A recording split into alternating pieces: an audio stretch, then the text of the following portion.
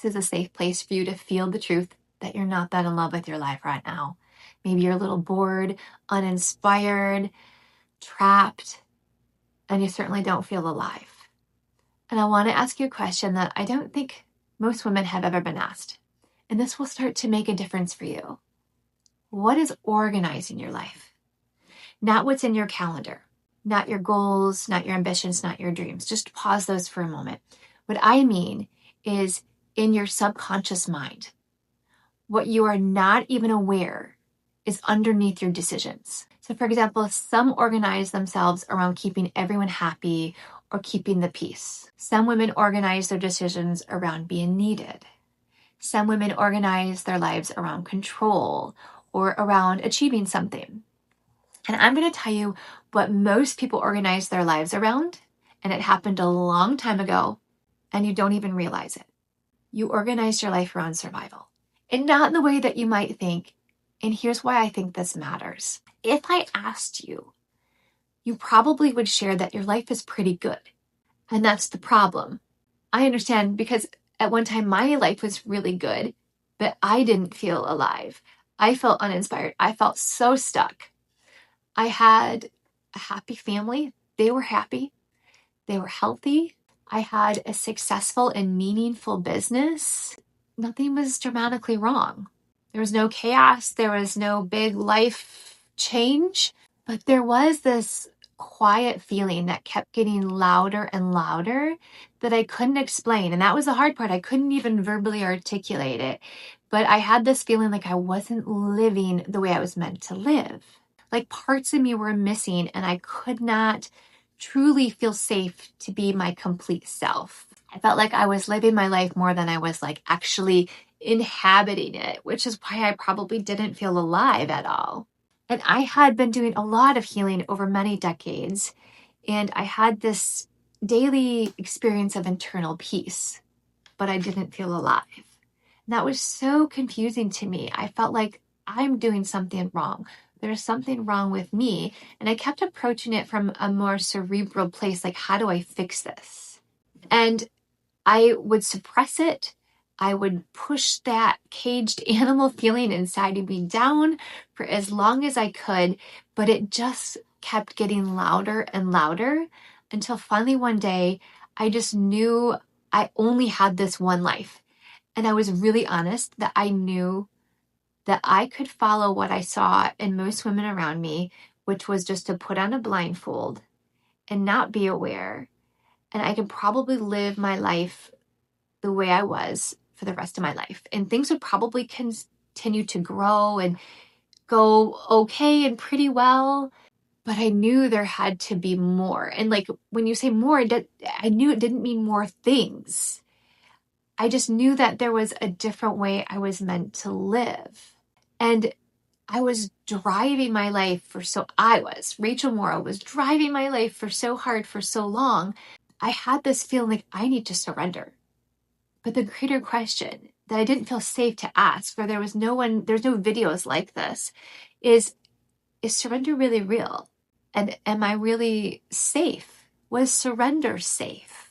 There's no shame in how this happened, because we don't even question. Because in our culture, we are unconsciously groomed to be responsible and amazing problem solvers and practical. And it's the epidemic of the modern day woman. And then our culture even rewards it. We get accolades. And we start to think, oh yes, I'm doing such a good job. I'm growing in abundance, and I'm making a difference, and I'm contributing to life. And we get all of these rewards, and we have adapted our true self away. And in doing that, the tragedy is that we stop expecting life to feel magical. We schedule our magic for a vacation instead of feeling the magic on a day-to-day basis. When the truth is, then you come home from your vacation and you feel exactly the way that you did before you left. Nothing's really changed in your life. And you stop expecting desire to matter. You live with this guilt of like, I can't feel delight. I can't feel pleasure. I'm uncomfortable with pleasure, and I should feel guilty for wanting beauty in my life. And because everyone around you is doing something so similar, time passes and you don't even question it. And I believe that this process, it invites you, this is where it's so exciting, it invites you to become more honest. And there is something so enlivening, even though vulnerable and edgy, there's something so enlivening when you start to become honest. And one of the biggest shifts in my own life happened when I realized I was making all my decisions based on survival. And I wasn't making any decisions based on what felt alive. Safety asks, how do I make sure nothing bad happens? And aliveness asks, what wants to live through me? And one is very closed in energy, and one is very open in energy. So, of course, one way of living is going to eventually lead to kind of a slow, dull fatigue, a lack of desire, a lack of enlivening. And the other one, what wants to live through me? It's expansive, it's opening, so your energy expands. And those two energies lead to very different lives. And it may be time for you to let go of an identity that really did serve you for decades, but it's no longer true. So here are some things that can help you start to explore and experience some of that magic again. Here's what to notice just for a week or two. What are the identities that you long to have?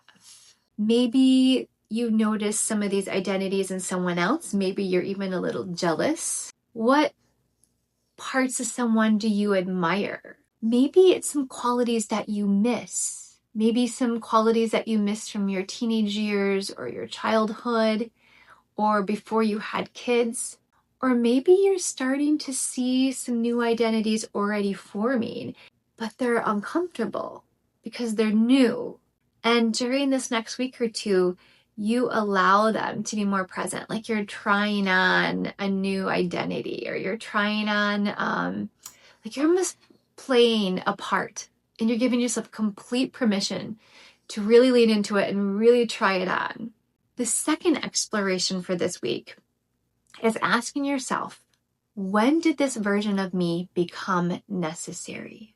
Not wrong, necessary. Be compassionate with yourself. What part of yourself can you maybe then let go? What part of yourself do you still need? What part of that is still necessary? Passion isn't whether you're organized. It's what's organizing you.